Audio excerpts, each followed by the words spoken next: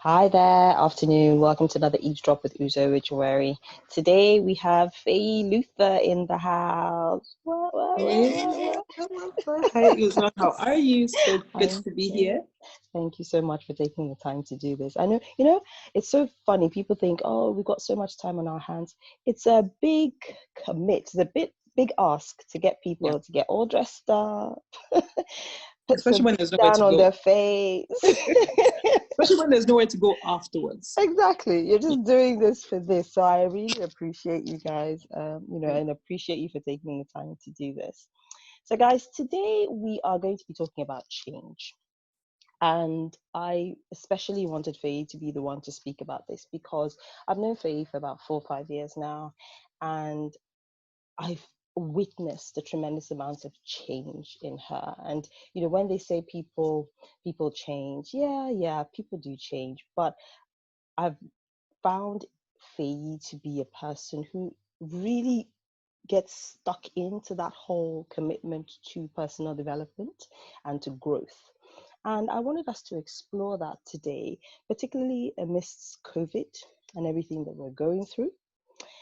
And maybe hopefully we can find some nuggets that will help other people to transform in this space, in this time, under these conditions, which people, some people, choose, we see it all the time, you either choose to be inert, to make no change at all, or you choose to propel yourself forward. So that's the intention for my part, anyway, of this conversation. Faye, what would you say about that? I totally agree. I think that COVID has been such an interesting time. I think that's the only thing I can call it, COVID times. Mhm. And it's been so kind of like yeah, growth is the only word. And when I say growth, I think it's more mindset growth, Indeed. because I think it's a different way of looking at things. I remember at the beginning of COVID, I definitely was a poster child for fear.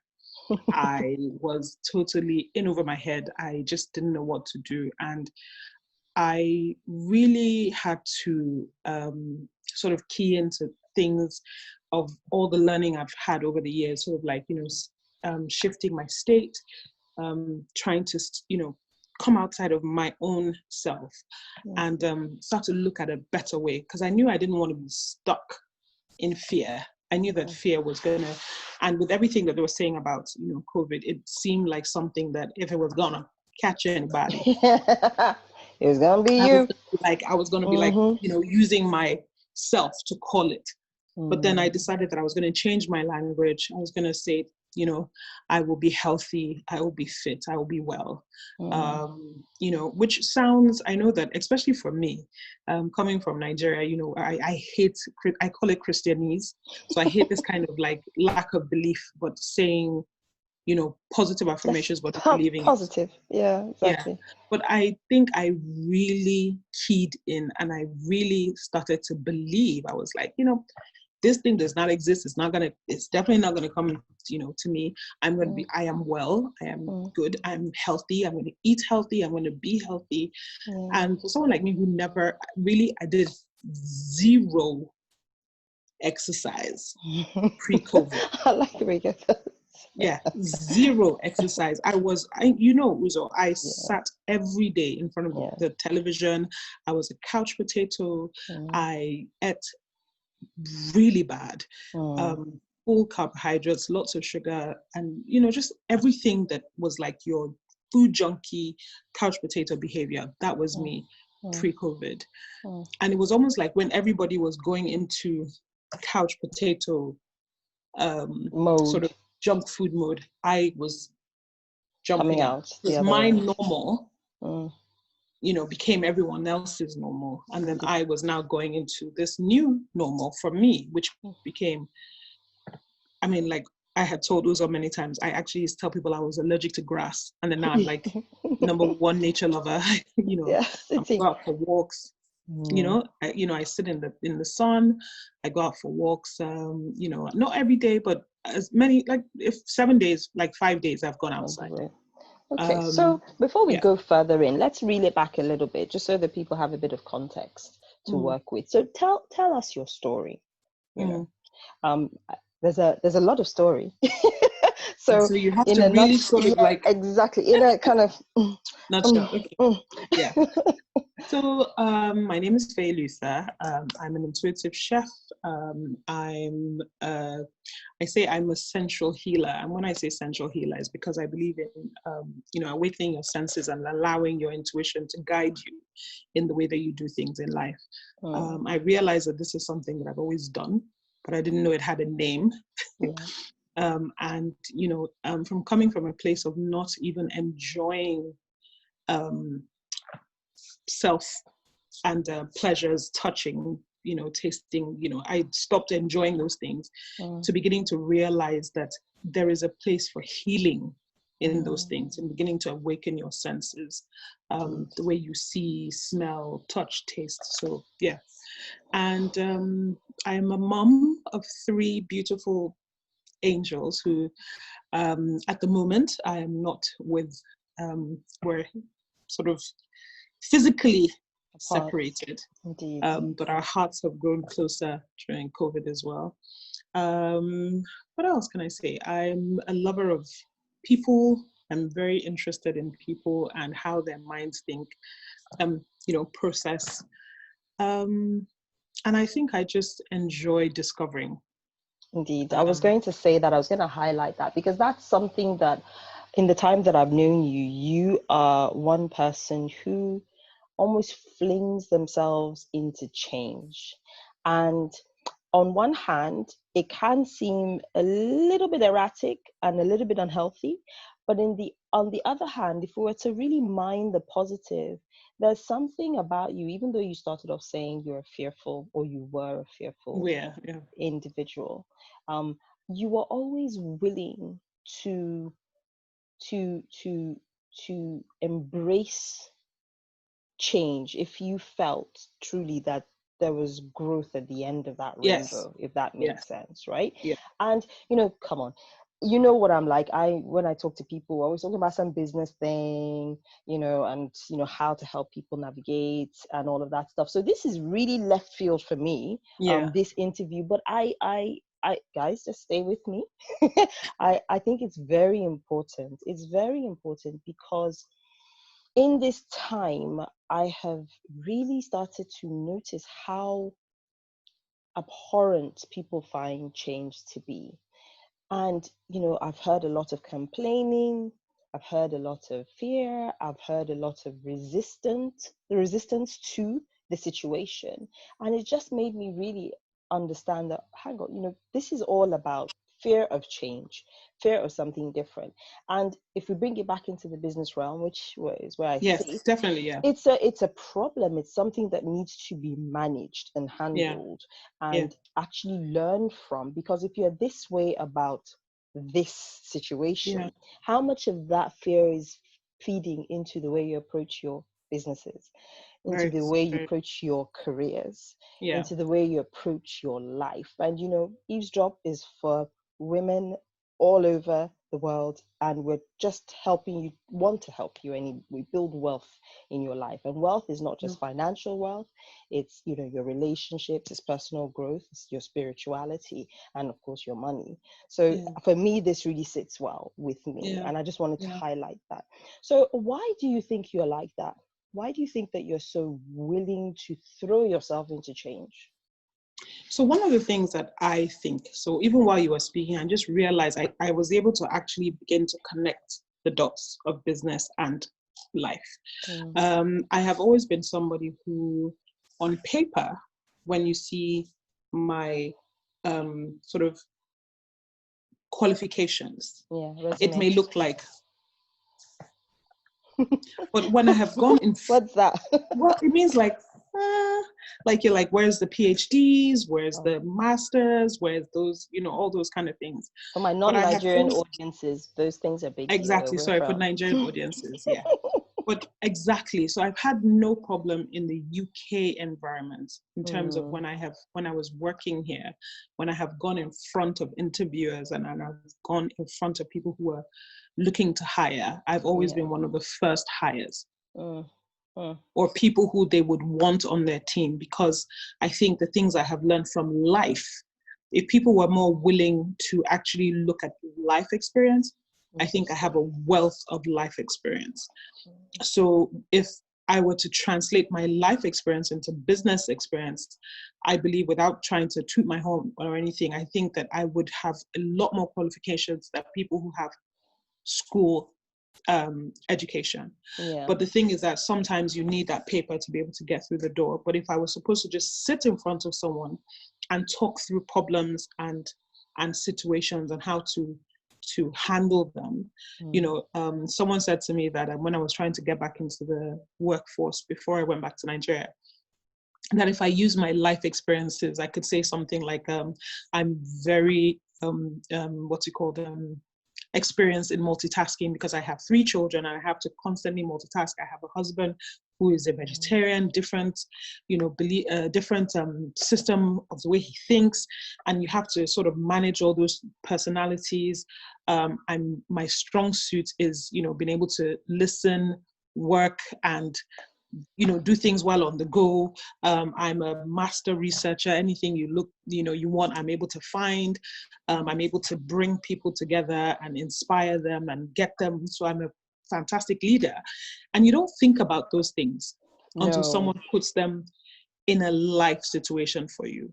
So if I've been in any situation where I've been in, so I went to culinary school and I was always one of the people that would be chosen to lead the teams. So I may not have been the one chosen to execute in terms of when it comes to, like, you know, the fine details. Yes. But if it was to motivate, inspire, and bring people together from different places, I would always be the first to be chosen. And I think that that's something that people need to take into consideration sometimes, that it's better, if you want to choose people, to actually put them in real life situations and maybe choose your staff from real life situations and not just paper. I love the fact that you say that, actually, because, you know, you hear of a lot of women being really reticent to come back into the workplace, for instance, after they've had children. Yes. Because they've lost their corporate confidence. Yeah. They don't know how they're going to fit in. They don't know whether they'll be taken seriously. They don't know whether they'll be up to the task, actually, of juggling this life now that includes a little person, and as well as all the demands of work. And I love the fact that you say that. I just want to highlight that here, because you feel almost stripped of all your value sometimes when you are a mother, when you're a new mother, some women, and the fear is real of going back to work. And if only people would start to help them articulate all these life skills that they have. I think Feyi is frozen. No, there you are. I froze, did I? Oh gosh. Yeah. There we go. Let's see. Hopefully they'll be fine. Yeah, no, I was saying that that I think it was very important that you said that, because helping people learn how to articulate their value outside of these, 5-10 qualifications, and helping them really identify what it is that they do rather than what they have or are, in term on paper, is very important. It's very important. But then back to my original questions: why, what? So you've really outlined exactly who you are. You're a leader. You show up. Is that what you think makes you less averse to change than others? I think I've always just been very curious. Curiosity. Yeah. Curiosity. Maybe. Yeah. From a child, I remember that I was an avid reader. I always wanted to read. I always wanted to know things. I always wanted to put what's happening? How does that work? What's going on? And I was, I feel like if I always wanted to know how things worked. And, for me, especially if you have a huge imagination and curiosity. Yes. And that's why it's important to allow children to be able to express themselves, because I think that for me, mine was kind of like stifled, and I'm just getting back into that. I used to be able to imagine a lot when I was younger, but then it kept being cut that, you're asking too many questions. But what are you doing? Why are you always so, why do you want to know so much? And I kind of, removed Shied myself. away. Yes. But I think now I'm always interested in also knowing the truth, or as close to the truth as I can get. So Mm. if I want to do something, I want to know why I'm doing it. Mm. Um, and from being someone who would either I lead, or I would, if I see someone who's a strong leader, Uh-huh. I would follow. Mm. Follow and wanting to know, okay, why are we doing this? Why are we going that? Mm. So I think it's just the enjoyment of getting knowledge from me. I Mm. love to learn. I think Mm. I could be a perpetual learner, but I think maybe not in a school environment, but probably Life life learner, yeah. lessons for me, practical lessons that I can see examples, I can see how it's panning out. Mm. And that's again why I feel that culinary school was amazing for me, because it was hands-on. I was in it. It wasn't just theory. It was Indeed. practical. Indeed. It was tangible To for me. touch And I it. think, yes, it has to be, I have to understand. So, I'm very curious. Mm. I like that. I like that curiosity. I think we do take it for granted because when we are curious about something, it's very easy to start to unpick the thing. Like, for Mm, instance, I try not to prep too much for my interviews yeah, I don't because I either. want to spend time Finding actually out, discussing things with you yeah, and talking and then being led by the flow of our conversation by your rather than intuition. following, yeah, by my And I, intuition, and I think a lot by of what people, you say, exactly, and yeah, taking the lead from that. So I yeah, know that I express my own curiosity in those types of forums. I'm not as yeah, curious as you, not for sure. yeah.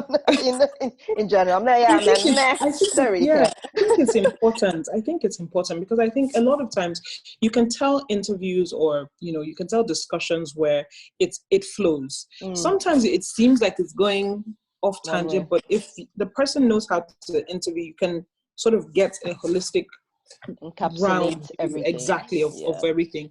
And when we fully tap into ourselves, I don't think you can be led wrong. It will take you down the direction you're meant to go. To And that's go. what I believe. Mm, So a lot of times when I am doing if I'm having my lives, or if I'm doing an interview, or if I'm even with cooking, mm. I Yeah, let's found that talk when I about the don't, intuitive cooking actually, because yeah, as a trained chef, you would have been trained in classic French girl, and everything else, and this is the way we do things, okay? so And this now was a this problem woman, for me. now this woman Yeah, is online, just tossing things to a pan and waiting to see what happens. I was like, oh, this looks good. Yeah, let's eat that. yeah. Explain intuitive cooking. So before I went to culinary school, Oh. I was, again, curiosity. I was a cook, a home cook who just loved food. I love food. I love to watch it. I love to talk about it. I love food. I love to eat it. Mhm. And, for me, I never found it difficult to combine flavors.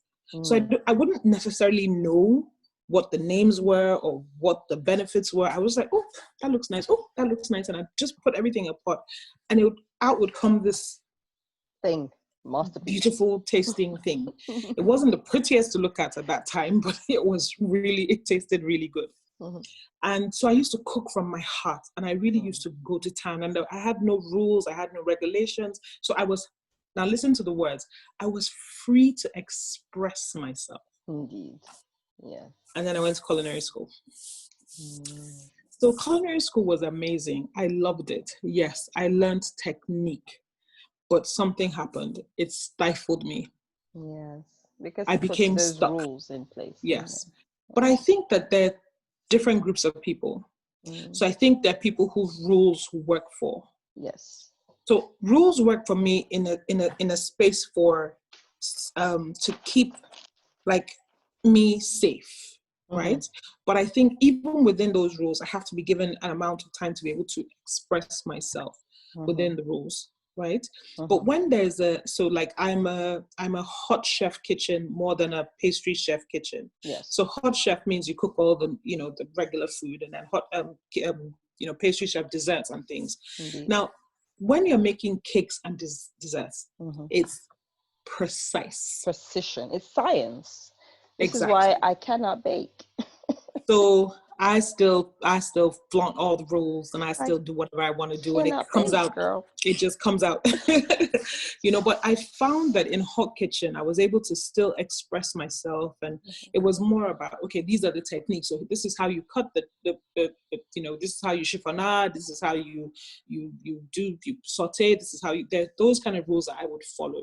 But Mm, then I had the freedom to be able to express myself when it came to how I would present the dish or the flavors that I would combine yes. together.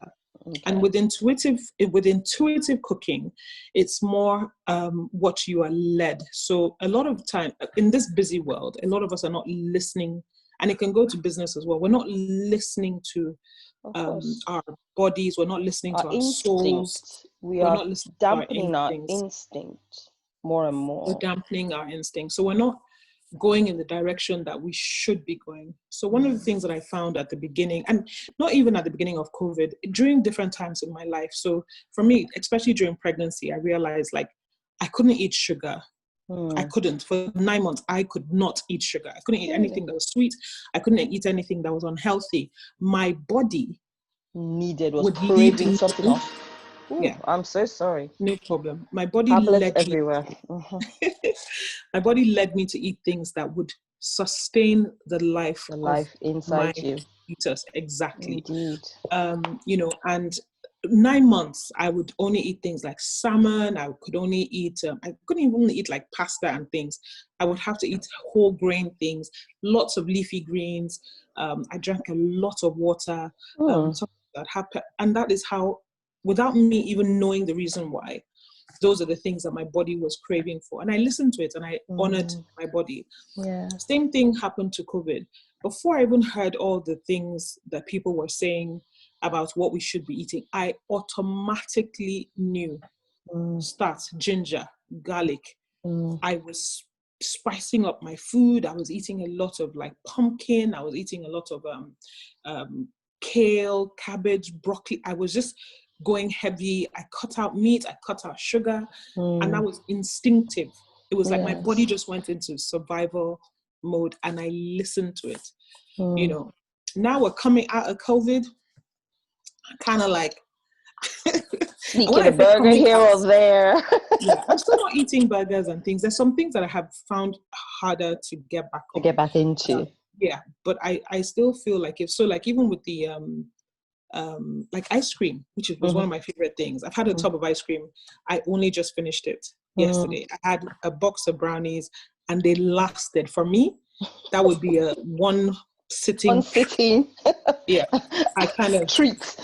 exactly. I kind of had a brownie a day. And, that's what intuitive cooking is: listening to your body to guide you into the Mm. best way. And I don't believe in one size fits all Indeed. remedies, or, even with businesses. I think people need to realize that there's a space for, you need to look at your employees and look at where they best fit within your organization. And that's why Exactly. I think that businesses really need to get a hand of even restructuring their organizations where it allows for, and I think that's where businesses like Facebook and Google tend to blossom, Mm. because they allow people to work according to their strengths. Yeah. And I think that that's the best way that you're going to be able to get sort of productivity done from people. And so if you structured roles based on what people's strengths are, Mm. and instead of saying, oh, you need to be here and there, just see how your business runs, and then sort of get roles that would tailor to strengths. So if you need people in leadership, if you need people who are, people who are communicators, if you need Yeah. people who are, these are their strengths, then I this think is, I think a lot of companies do that now anyway. yeah, So companies are coming along in terms of how they better utilize the talent that they have in yes, house. What I think needs to change in corporate organizations certainly is this. It's the culture of what's the best way to say this? It's I in my brain I call it the should instead yeah, of do yeah, culture. I speak with my clients and they say, well, I can't do something because I shouldn't do it. And I go, oh, did they say you shouldn't do it? And they look at me Mm. like, what do you mean? I go, where Did did they you say get that that? role? So, of course, everyone, we all have to work within the boundaries that are set for us. Mm. But I think the more traditional organizations, and like you were saying and alluding to the Facebooks and the Googles and the Amazons of the world, those guys have actually set boundaries and allowed their people to maneuver within those Within boundaries the boundaries, as yes. they feel Yeah, to be will work. productive. Because at the end of the day, all those companies care about is the deliverable. So if you Yes. have the deliverable, it's like, okay, you want to work at midnight and work till 3 and then have the day off, Yeah, that's your problem. whatever, you Yeah. have a deliverable. And I Yeah. think it's that kind of mentality which traditional companies have yet to embrace Yeah. that is Yeah. possibly causing a lot of the friction that exists. And COVID, in its way, an interesting thing to watch. Those kind of rules are being unpicked and kind of thrown out of the water, It's because now shaking. it's like, well, people are working from home and they're in pajamas and Yeah. they're in jeans and things are working. Things We are still have working. You don't meetings. need We're all still those. meeting deadlines. We're still Nope. creating, there's results. Yeah. People are at home and they're working and there's results. Oh my God. And And they're in everyone's going, pajamas. and the rest of us You that don't are have to in, wear suits and high exactly, shoes. the rest of us that are in the 21st century going, yeah, why is this weird? And this is what a lot of Exactly. people are doing. A lot of people Yeah. are working remotely. A lot of people are working in weird timing. But Yeah. yeah, no, I get what you mean. And actually, I wanted to actually talk to something you said about, I like what you said about the freedom to express yourself. Now, you've just written a cookbook, haven't you? What's Yes. the name of your cookbook? Oh, it's so my company is called Wild Fresh. So my cookbook is called Wild Fresh, quick, easy recipes for the family. So Fantastic. it's a book that a mom, a dad, children can easily look through, come together, cook a family meal, cook a meal for two. It's really family food. Oh, yeah. It's delicious, nice, wholesome food that just gets everyone together. I had a few people who have bought who have come back with thank you, Thank you, good Jesus. good Good feedback, reviews. and yeah. So Definitely. I it's again apologize. I it's haven't things that, downloaded my version yet, oh, but it's not a problem. definitely I need to, Yeah. because, girl, this cooking in COVID is doing my head in. I can Yeah. tell you that for nothing. And so is this going to be one of those books? I buy cookbooks because I, Mm. I think they're great. I'm a foodie who doesn't like to cook. Which is Ah, so weird. So I buy these cookbooks, and I like them. And then I find that I'll go through the recipes, and the ones that I find easy to do, and when I say easy to do, I mean 30 minutes, I'll do them over and over again. But there's like mm. 100 recipes in the book, and I'm like, yeah, no, too technical. Yeah, no, too Yeah. difficult. Is this going to be one of them books, or is this going to be a No, very so first of all, this is quick? an ebook, so it's online. It's Mhm. an ebook. It's an easily downloadable book. Yep. It's I think we've got like 15 nice, beautiful recipes that people Recipes. can cook from, Mhm. and it's something I was Are they very quick to aware. make? Yes, it's Good. quick to make. I think there's only one recipe, Mm. one, Mm. which is a cake. Oh, girl. I'll give that to One Kayla. cake recipe that is it's not technical, Mhm. but it's a little bit, it's more than 30 minutes. Mhm. But everything else is like, real quick, easy, dishes, because that's how I cook. Yeah. I think the only thing, and it's not in the recipe book, but it will be in my real book that, is going to come, Mhm. speak it out, is risotto. And risotto is and even for I someone love like me who's risotto. not the most patient, it's It's what amazing sweet. that risotto is my most favorite dish to make. Mm. Yeah. I don't know what it is about risotto, but it It's just allows comfort me to, food. it's comforting. It's comfort It's food. I really love risotto. comforting. I love it. I love everything about risotto. I love it, Yeah. and it shows when I cook it. I don't think I've had anyone who has complained about my risotto yet. Yeah. So that's a good thing. But you see, all these things also bring you, and that's why I said I don't think you can separate the way someone lives their life from business. And I think that if we could just sort of, if the That corporate freedom world, again. yeah, freedom, if the corporate world would get more on board, I think a lot more people would have jobs, because a lot more people, they would realize that there are lots of people that could be more beneficial for their companies Yes, because you who bring are out in the world. innovation and you bring a Yes, different approach to yeah, things, and I think perspective is it's a brilliant teacher, because I would have approached something approached a challenge or a situation in a particular way because of my life experiences, because of the thing I know. And a yes, different person from a different life perspective with different experiences would approach it in a completely different way. And we would mm, both have a successful outcome. But yes, having those two different approaches has doubled the chances of an organization, for instance, yes. doing things well. And Yeah. I guess that's what they talk about when they talk about diversity and inclusion. I think there's a lot to do Honestly, it's there. not, yeah, because I can imagine having someone like me, the way that Hmm. I think, someone like you who gets things done. Yeah, I think it would be it's amazing. And I it, think that in teams, even when you have teams, I think there should not be one leader. I think there oh, should be definitely. sort of like, okay, so this person is good at execution, this person is good at leading. And when I mean leading, sort of like, come on, getting the whole morale and pumping, getting people pumped up. And then there's another person who does this, and all together. And Mm, again, like I said, it's like cooking. mm, One ingredient doesn't make the whole dish. It's different indeed. components that come together and make a meal. So it's the Indeed. same thing with, any like a family. Different wheels make the motor turn. Mm, Business, different parts bring it together to make a successful company. One person cannot run a company. mm, Each person plays their part. Building a nation, mm.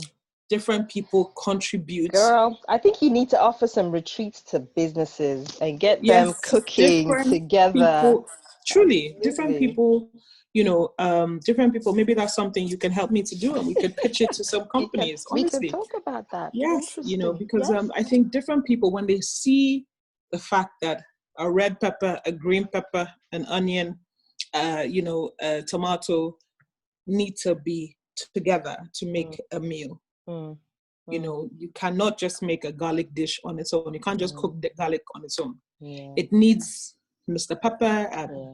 Master No, they do Tomato. they do know this, but then I think it's just really finding new ways, new fresh ways Yes, to to reiterate that bring, type yeah, of to show. learning. And I think, yeah, this is actually an interesting thought, an interesting Yeah, idea you to know. think about approaching.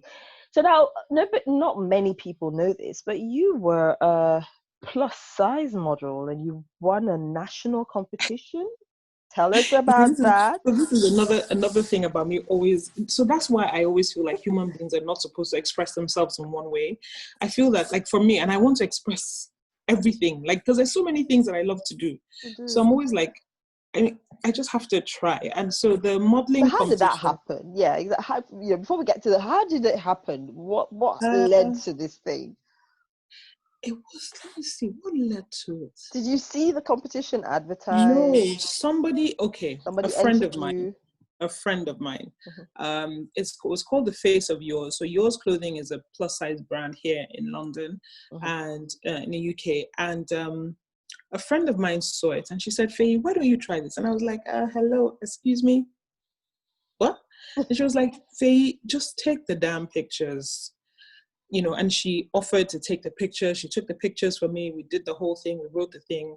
And then I have a daughter who has special needs. And what it was about beauty coming in different packages. I love And that. I thought, wow, wouldn't it be amazing if my daughter could see her mom Um, sort of entering something. So even in the in my write up, I spoke about the fact of having a special needs, a child with special needs, yeah.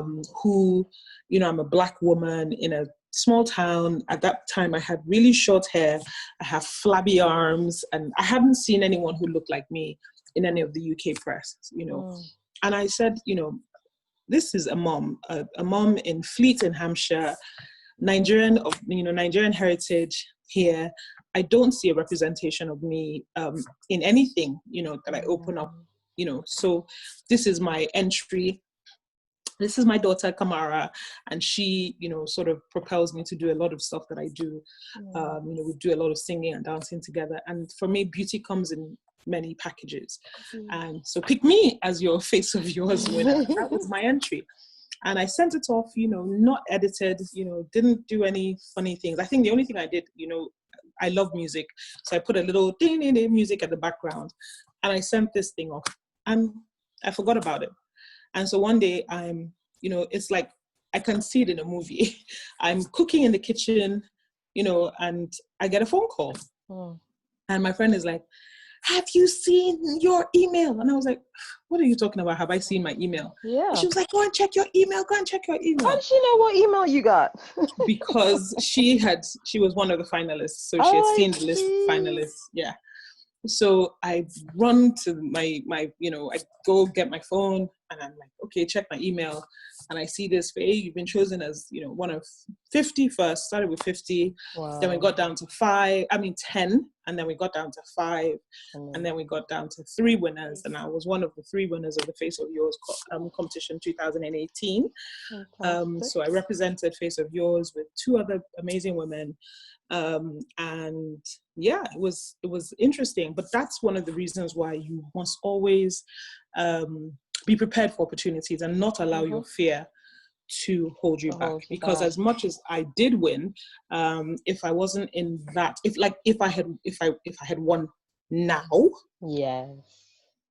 Totally so talk different. about that. Be a bit more open about that, because they won't realize your story. So when I won this competition, I was still in a place where, as much as outwardly I was constantly big smile, big personality, I still had a lot of insecurities. And I had a lot of self-doubt.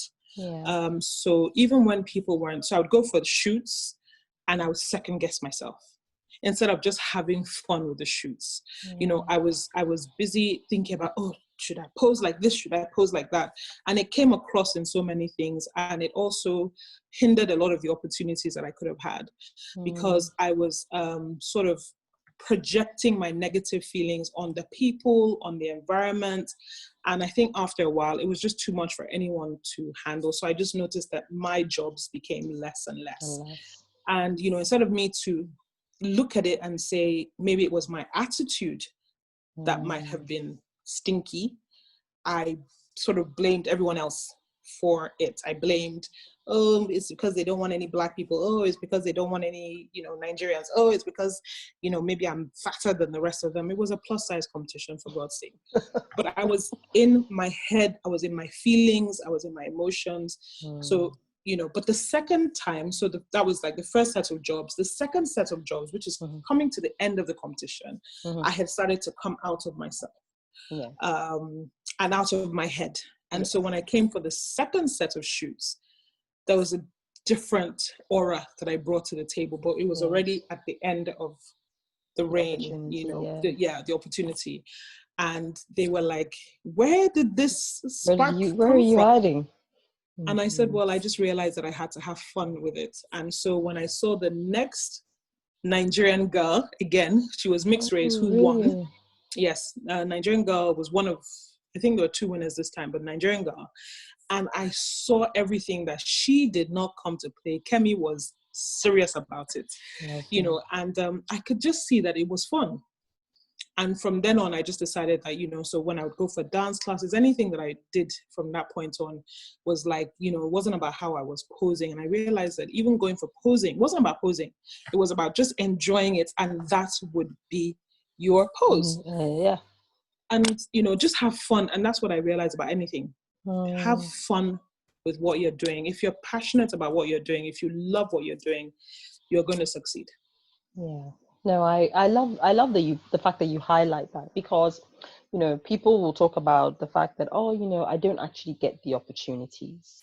We do. And the truth is that the opportunity is all around you. You just have to open your eyes up and see them. And when you be do grateful see for them when you get it. And grab them. Yeah. And as you said, be grateful. And that gratitude comes out in the way you show up, in the way you approach it, how invested you are, pouring your whole self into something. But then a lot of people, myself included, we don't realize when we self-sabotage. Yeah. And another thing is that we also don't allow ourselves. So I can say that for you, Madam Uzo. Allowing yourself to sit, like you've had so many awesome retreats. And just sitting with the success of that retreat before we start planning the next one. Oh, because when we sit in the gratitude of that, and it's, as I said, this is my COVID 101. Because the more we sit in the gratitude of that, I believe the more shows up, more opportunities show up. And a lot of us are so busy with just the next thing, the next thing, the next thing, that we're not just enjoying. Because this morning, I learned that from you, that feeling that you get when you, so like you write, like I write a book. So the first time that it came out, you know, I had this feeling in my heart and I was like, oh my God. And that's the feeling that you have to take with you each time you speak about the book. That's the feeling that you have to take with you each time that you share a recipe. It has to be that joy of you sharing for the first time, the world just discovering this thing for the first time. And I think a lot of us forget that. So we think that marketing, one of the things that we've been lied to is that, you know, marketing is difficult. And truthfully, it's not. Because if you believe in what you are saying, if you believe in what you're selling, then it's going to be, it's people are, exactly. And you'll be excited, you know, you'll be excited to share that with people, be excited to tell people about it. No, absolutely. I mean, we sabotage ourselves in very many different ways. And, you know, that's something, I mean, this forum is for women. You know, I'm happy for everybody to listen to these podcasts, but the forum is really for women. And it's about the challenges that we particularly as women face. And one of those things is being self-deprecating. You know, women tend to be more self-deprecating than men are. I don't know the reasons behind that. I'm sure there's some clever scientists out there in the world and psychologists that have. I think it's very easy to see why. Oh, why? I think it's easy. I think it's look, I think it's in our upbringing. I think it's in the way that a lot of women are brought up. Women are brought up to not be as, so you can always tell, for me, I can always tell a woman who has been brought up with a father who has allowed her to be herself and not brought her up as a girl. Okay. That's interesting. That's an who interesting has just theory. brought her up as a human being. Yeah. And who has given her the same opportunities as the brothers, if she has brothers, or has brought her up as a boy. You can tell those women. I disagree with that, though, I have to say, just because my own experience is different. You know, you don't that know see my yourself parents, the way other people see yourself. No, and that's why I'm saying, because I see you as a girl who has a full that you, I can tell that you had a good relationship with your father, and I can tell that you had brothers who there was no difference between the way boys were treated and the way girls were treated. I can see that. It shows up in the way that you behave. It shows up in the way that you don't. There's a lot of things that women do that I think that you're like, I'm like, where did that come from? What's that exactly about? So you think not, and you don't. The only things that you may not be doing is how and when I say this, because you do collaborate with women, but it's the women that are collaborating with you that are not collaborating with you the way that men would collaborate with each other. Yes, I guess so. It's not a you problem. Yeah, well, I guess so. No, exactly. So this is why I'm saying that theory I don't think holds water, because I still am self-deprecating, even though you're not the one that's self-deprecating though. No, I am. I'm talking about my own self, as in the way I feel internally. So you're talking about earlier about the outward and the inward. And I think that a lot of women, even those that are like me, and, you know, I own my own power. I know it. But there is something in me that goes, well, it could be better. Well, it could be, and I think, I don't know whether guys are like that, but I don't. I mean, speaking to, I think it's society. I think it's societal, but I think guys are more. Women have the opportunity to be able to air those things, possibly. Maybe weaknesses, that's what it is. exactly, and their doubts. What it is, exactly. Men just kind of suck it up and get on with it. They suffer with it. They suffer silently. But I think women, we have a more open space to even be able to have these kind of normal conversations, to say, oh my God, I feel like this sometimes and I feel like that. But if a man does it, it's like, what's wrong with you? But it's changing. It's changing. Yeah, no. You know, exactly. And I think that you know, the way you show up in the world is like a woman who doesn't see her limitations. So you do show up like that. Yeah, which is good. The voices in our heads are much different, and I think those are societal. And those are things that we see on TV. We listen to, we read in magazines. Exactly. I mean, body imaging. Guys don't have all those issues. Guys don't have things that, so many things that as a woman we have to think about before we go outside. So we're going outside. Okay, is my shirts? Is my shorts? Is my skirt short? Is this? There's so many things that we have to worry about just showing up in the world. Guys wear trousers, suits. They're done. They wear a We have to uniform worry every day. about so many things that will affect, and then we have to think about, okay, did the kids eat this? There's so many things. But if you imagine if you removed all those things and you just let Uzo show up in the world. Right? Exactly. Yeah. I ain't doing nothing for nobody else but me. You would Oh just gosh. be more, you would soar higher than you already are. Oh gosh. I think so. Thank you, And I darling. just feel that it is a lot of society thing. It is a lot of things that we're programmed all the time. Oh, but we are Yeah. definitely, and this whole situation that we're in, I think it's showing that. Programming many even more. Yeah, exactly. It's kind of bringing that to the fore. Okay, brilliant. So we talk about having fun as a way to embrace change. We've talked about being curious as a way to embrace change, right? Is there anything else? We've talked about, actually, you spoke earlier, the very beginning of this talk, about shifting your mindset. Now, I speak to a lot of my clients and I help them with shifting your mindset. And I would love to get it from you, because you probably will bring a more human feel to it. You know what I mean? Explain to people what you mean about being just really very conscious about where you are and shifting your state, rather, not your mindset, shifting your state. How do you shift your state? Okay, so coming from a place before of fear, and as I said, I think that people say you can drag a horse to water. You can't make it drink unless the horse wants to drink. Indeed. And it's the same thing with people. You can, I've had, Uzo has spoken to me for years. Really say that? And I'm like, huh? Okay. But there's one day that it will just click in your head that I am the only person who can make this decision for myself. It doesn't matter how many thousands I spend somewhere. It doesn't matter how many millions I spend. If I don't make the decision and if I don't make that change. So let me give something simple as, what am I? Sadness or anger. Anger is a better one. Anger.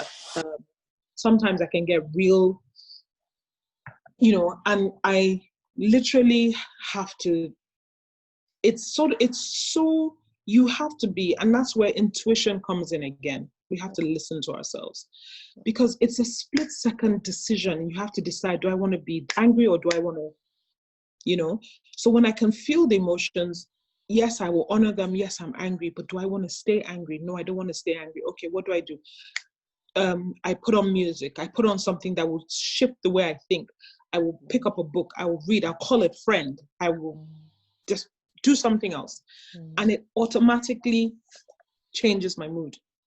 Now, there are other times where, again, I say, no matter what anyone wants to say, and I've had fights with people about things like depression and stuff like that.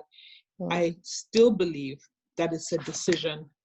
We make a decision, because it is, the reason why people are not aware is because it is a split second decision. Indeed. You make a decision that says either woe is me or no, this is not me. Yes. And the difference is that I would see mine. When I say see mine, I literally can see dark clouds. Okay. Yes, I can see. And when I say see dark clouds, I can see like this. The only way I can explain this is it's just darkness, like a cloud that is coming. And I decide, no, I don't want that cloud. Or yes, I want that cloud. And so when the cloud comes, I allow it to settle. So I can, now the thing is, if I allow it to settle for too long, it's harder for me to be able to shake off than if when I see it coming, I say, no, you have no business here. I'm not, not today. No, I'm not doing that. And it's quick. Yes. And then I go and watch comedy. I go and watch something that will get me, my spirits high, or get me in the mood, or I go outside, or I go and do something else, and I distract myself. And when I say distract, distract myself. It's not like I'm not honoring the feeling, but I really think, do I want to feel like this right now? Yeah. No, The you see, other, I like that. I like yeah, that because you've described a theory, a module that's out there in the world. It's a think, feel, act module. And okay, why is this thing important? Why is it important that we discuss this? Because we all go through challenges and difficult situations and emotions. We all have emotions, and you have described being able to identify your trigger. yeah, So because you're very self-aware now, you can see when, hang on, I'm about to get into, something has happened, and yeah, this is going to take me down a rabbit hole that I do not want to go down. yes, And so the choice is mine and yeah, mine alone as to whether yes, I go down the rabbit hole or whether I go right yeah. here and say, bye, that's not happening.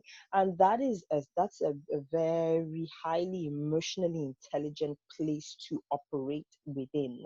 And Wow. yeah, so that shows a high emotional intelligence. You have this thought, you get a feeling as a result of it.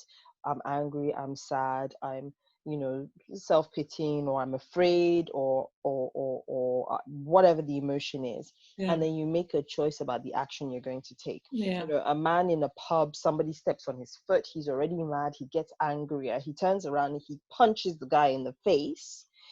Is the same guy that's angry in the pub, someone steps on his foot, he feels the anger and mm, then decides to just walk away. yeah, It's yeah. the same Exactly. Like you are saying, I mean, there are times when my husband and I have a very volatile relationship, relationship. but recently it's because it takes two people. To have a fight, And to if have you an don't, argument, right? exactly, it's like if you don't engage, there can't be an argument. Indeed. It's either one person and then they will lose steam. So you can decide, and there are times when I've been like, some days I may have this feeling like, oh yeah, You you wanna trying go me? down, you wanna try me? Okay, I have the energy. But a lot of times I don't want to spend that energy in that way. So Mm, sometimes I take that anger and I go for a nice walk, mm, and it powers me to walk for longer, or it mm, powers me to be able to do something else. And I take that, I say people about sexual frustration. mhm. You have sexual frustration and people ask, how can you use that energy? You can use that energy and direct it to something else Something, positive. absolutely, exactly. And I think that is a very important thing to say there, because all of these emotions, they are energy. Their energy, everything They're is energy. energy. You look at And you everything can as energy. harness that energy Yeah. and direct it, So and if it I just wanted to takes, go down my conspiracy road, we are all batteries. I Hello? call Feyi the ultimate conspiracy theorist. This is what she's No, referring to. we are batteries. So Okay. we are providing Explain. energy. Hmm. So it depends on where you want to give your energy to. Do you want to give it to negative things, or do you want to give it to Exactly. positive things? Indeed. And that's what I And mean. that's the choice. We are all energy. We are just, imagine looking at a whole bunch of batteries. Just walking around. Yeah. What do you want to plug yourself into? Yeah. Do you want to plug yourself into violence, or do you want to plug yourself into love? I Indeed. would rather harness my battery to the power source of love Mm, than the power source of negativity or anything that's going to bring about some form of harm or damage to other people. So let me harness my battery here, where it's growth, it's life, it's producing, it's creativity, it's giving, it's sharing, it's caring. yes. I don't mind plugging myself in there. But Mm, everything that we do, everything, all of us, we're vibrating, we're here, we're energy, we're source. And mm, so we have to be mindful and know that we have enough power within us to create and propel and to do things. So, I mean, when you see a woman that's angry, or a person that's angry, you can see sometimes, if that anger is so intense, you can see the force and the mm, power in which it emits. So imagine what your thoughts could do in that direction, and the damage it can cause even to you on a mm, structural or your cellular level. And so that's the reason why I started saying, things like sicknesses and illnesses, the way we think, the way we act, mm. it affects everything. So if you allow yourself, so even in work environments, when we get into heated arguments and stuff, it's the difference between you losing your job or you saving your job. It's the difference between you getting into something that could, could spoil your day for, just for the whole day. Something that when you think about it afterwards, you're like, I didn't really have to do that. So if we're mindful and we're, as you said, you what did you say? Think, feel, act.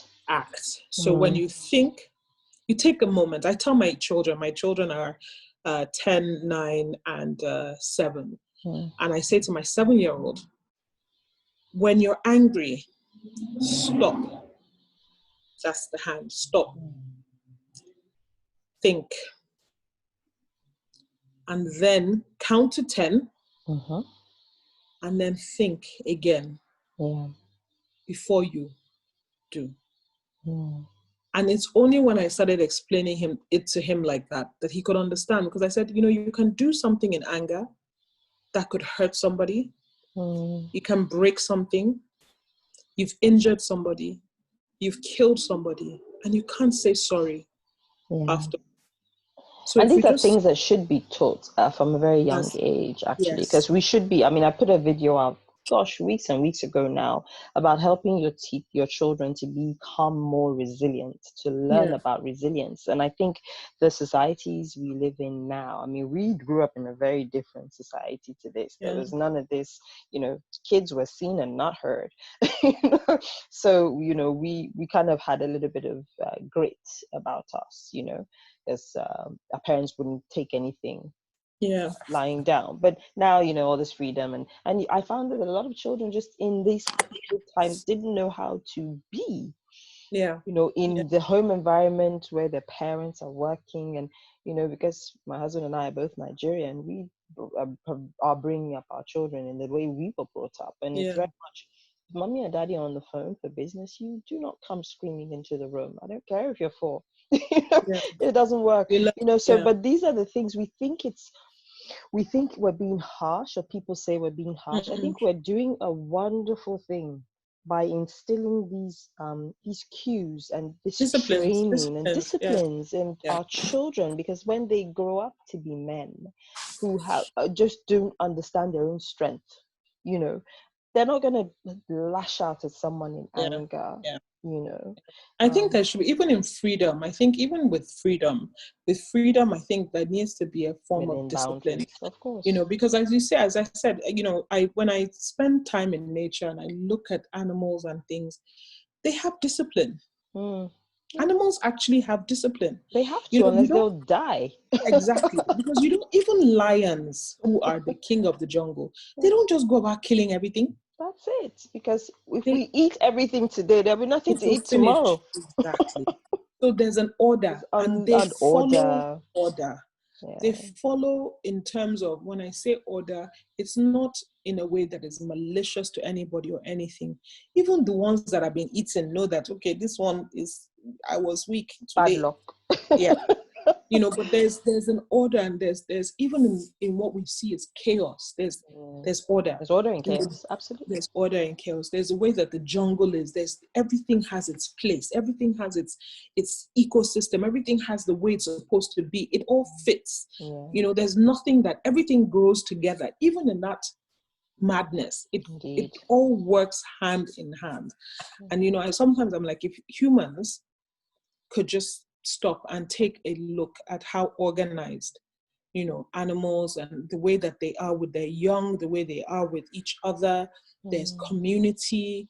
There's even birds who fly solo will have a mate, or they'll have somebody who is, and there's a season, there's a time for everything. And that was one of my greatest lessons in COVID, is looking at nature and actually allowing it to guide me, and knowing that, there is a connection between us and nature. Oh, definitely. I mean, have you ever watched birds fly? They fly in that kind of V formation.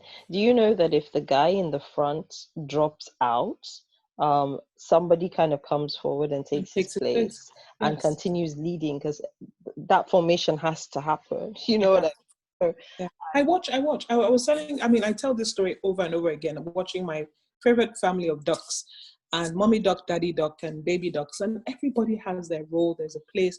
It's a compliment. Everyone compliments themselves.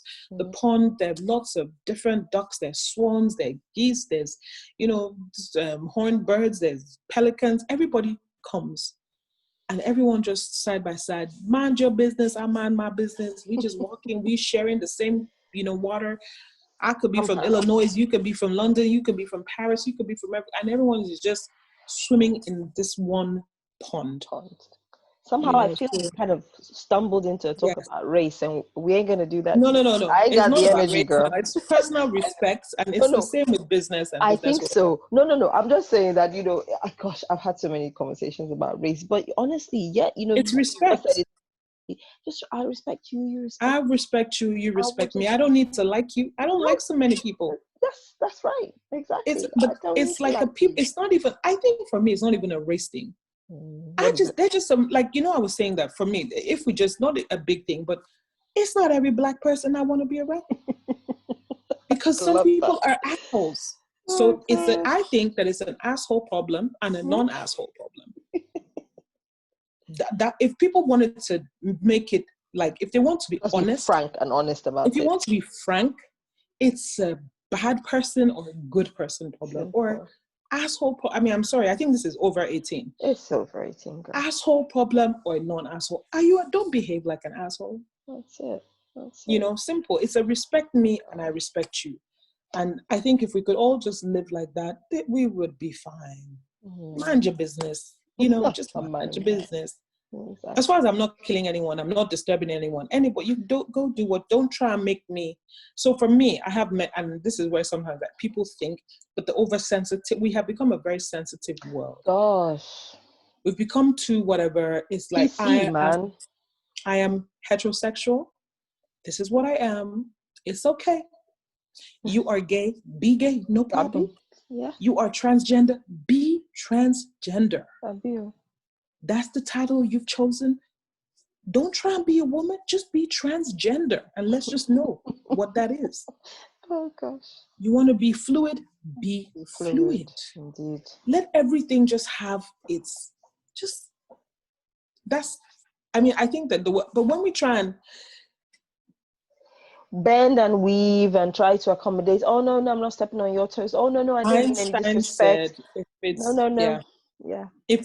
Einstein said, if it's too complicated to not be explained simply, they don't want you to understand. I love that. They don't even understand it themselves.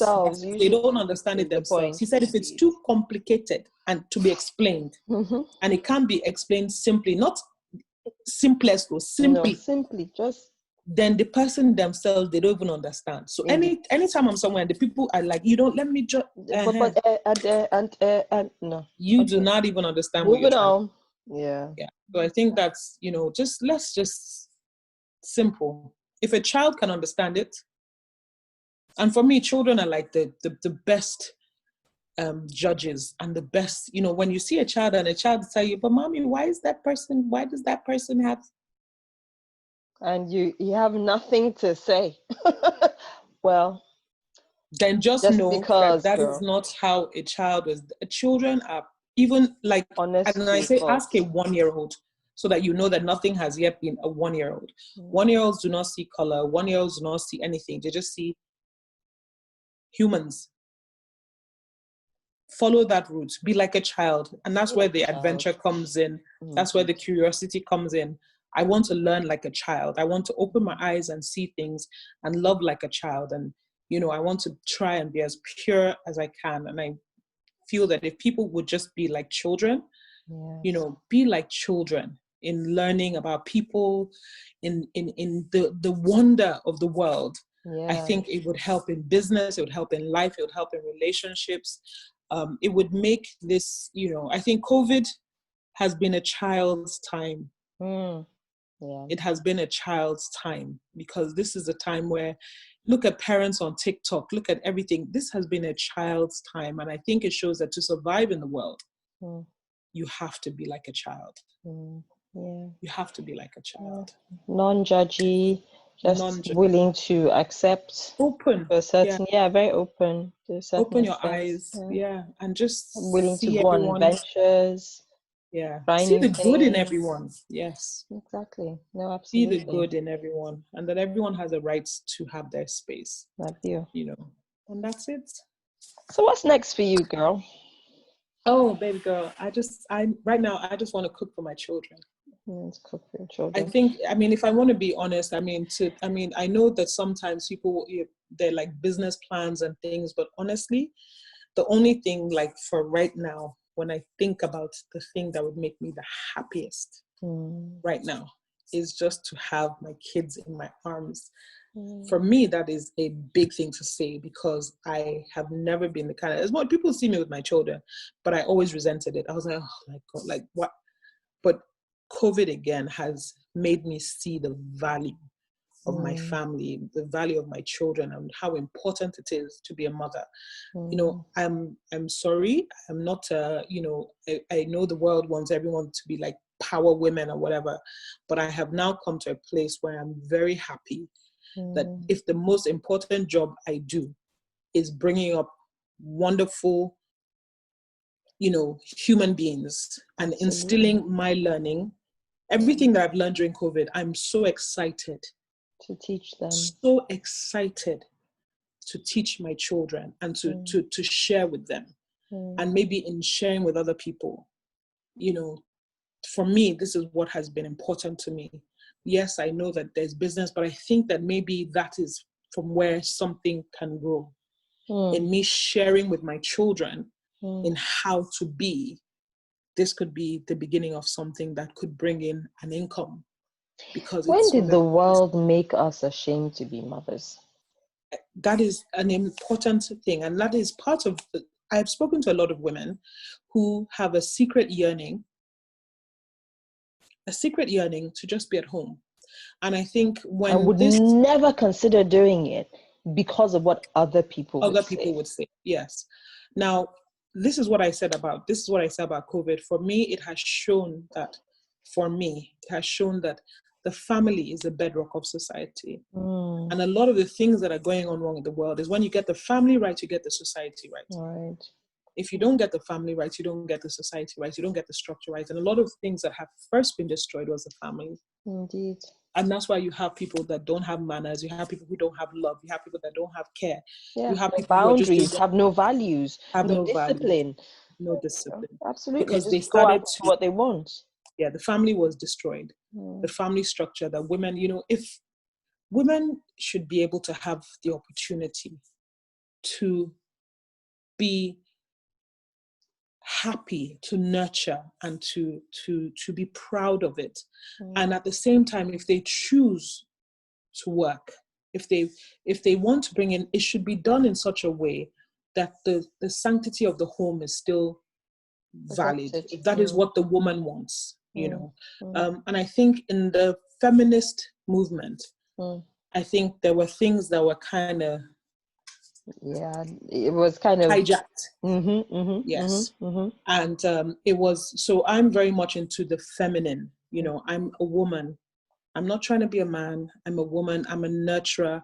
I carry life. I bring forth life. There's something valuable about that. I'd like to talk about that because you were the first person who ever spoke to me about the feminine divine.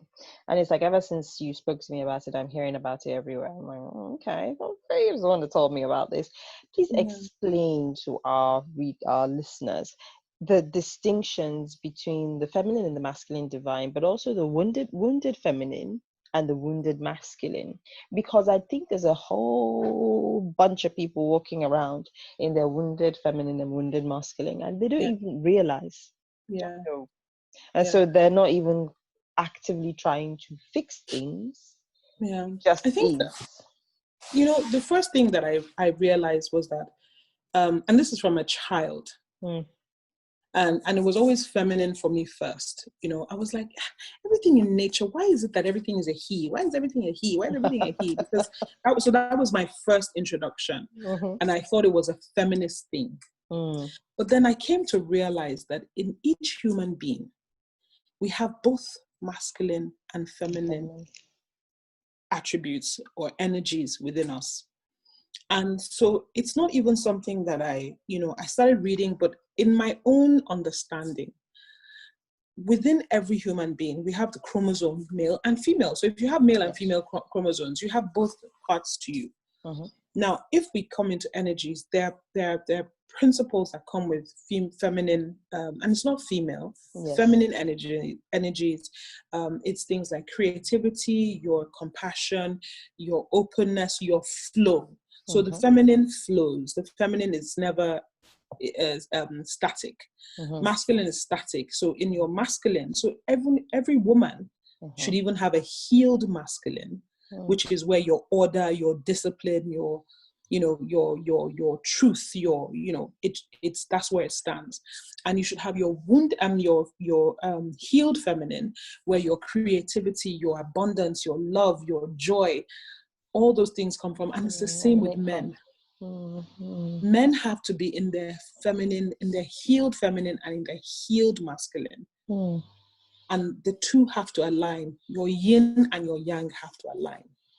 So what is the wounded feminine and what's the wounded masculine? You just described the healed feminine and masculine. With the wounded, that's where things like, so for the feminine, it's things like we talked about some of the attributes, not, feeling self-doubt. You feel like if you don't have a voice, you can't speak up. You feel, there's emotional, there's, mistrust, there's jealousy. With the wounded masculine, it's things like dishonesty.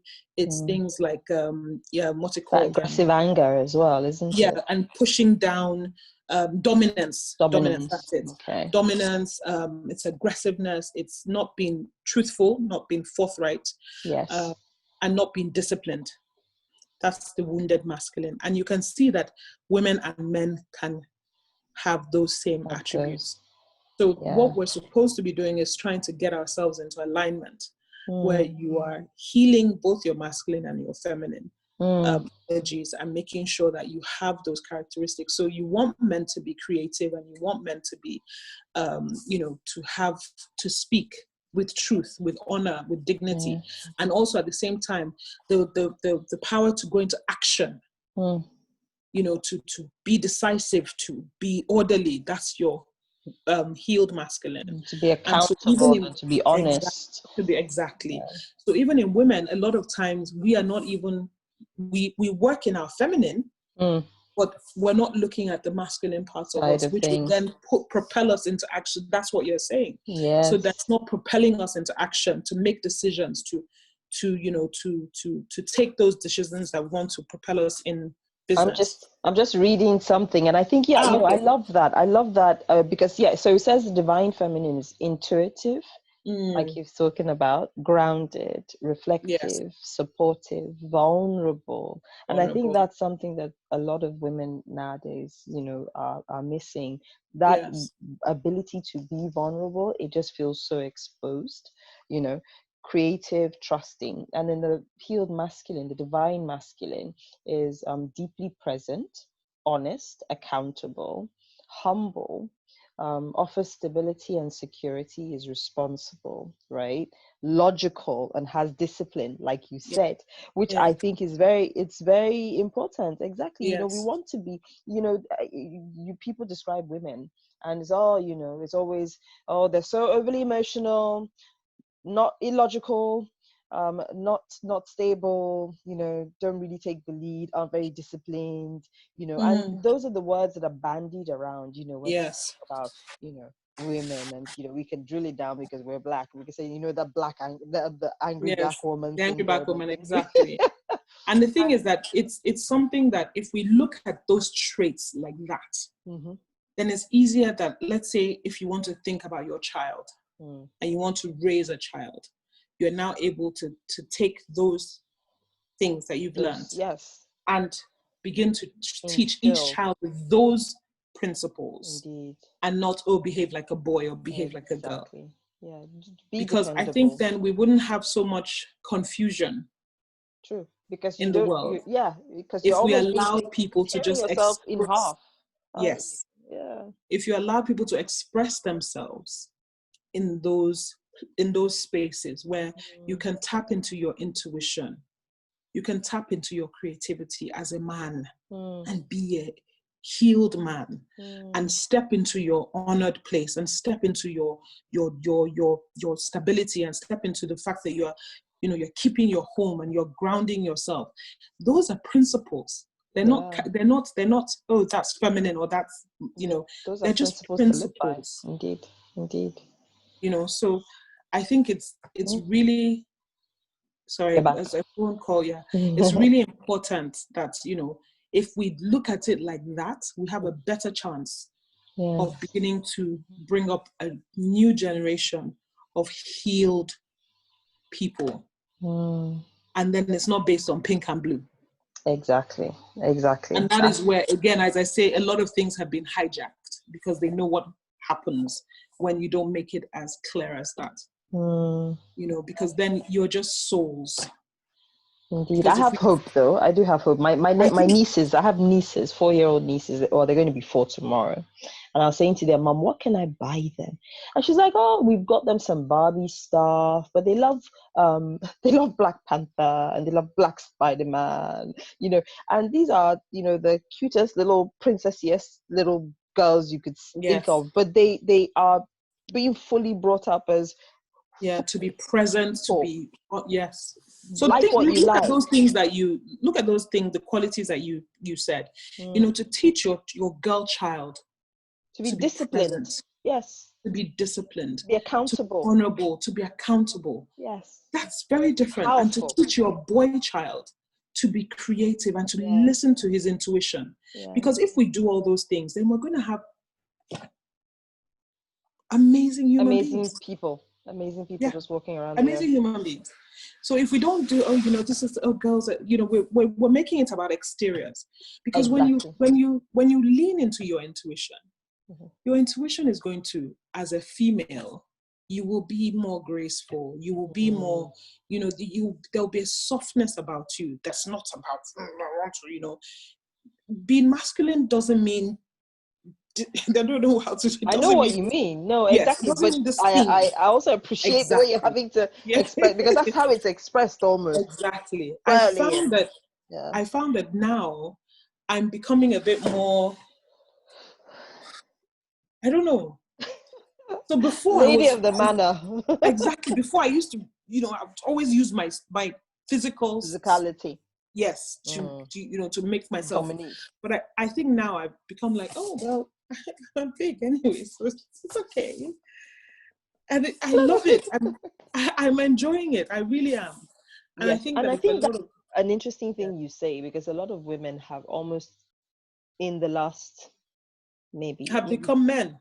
Yes.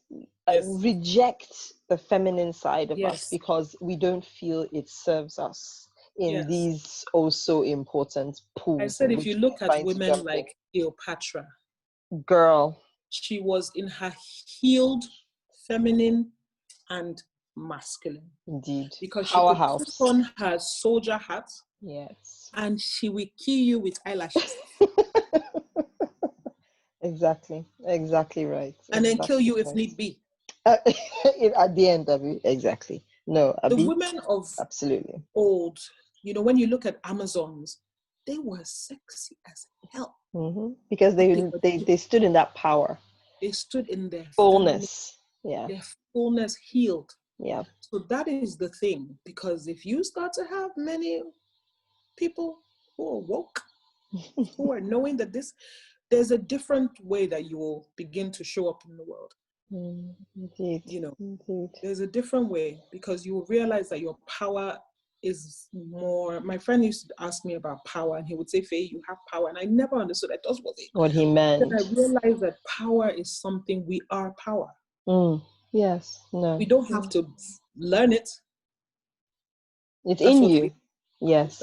Just have to learn how to express it if you've been just have to learn how damping it. Yeah, absolutely. Wow, woo. Okay, girl, that was like an interesting conversation. I think, like I said at the start of this, I didn't know where this was going. My intention is that hopefully people will, get some, great tips and some sort of knowledge like we've just shared in terms of the feminine and masculine divine, get, some direction, real life ways to apply all these fancy buzzwords you hear about mindset and shifting your state and, change, because people like to change, but then most people actually don't change. In the business world, 70% of all change projects fail, right? Because Oh, it's a hard thing to do. And oh, so in you, I've seen the ability for a person to transform, yeah. in To a be real adaptable. way. Absolutely. And Yeah. and that transformation was not easy, and it Mm, wasn't instant. no. It's you've been on a journey in the 4 years that I've known you, and I've now just seen the fullness of that journey coming into To the into beginning. into yes, exactly, into the being of where I see you. Going to. Yes, it's like it's sitting, Yeah. so I wanted to share that with everyone. So I thank you so Thank you. much for your time. Thank you. Thank you. It was. I like the flow. I like how. Girl, you know what I'm like. Yeah. I like flow. So flow is very important to us. Very important. Yeah.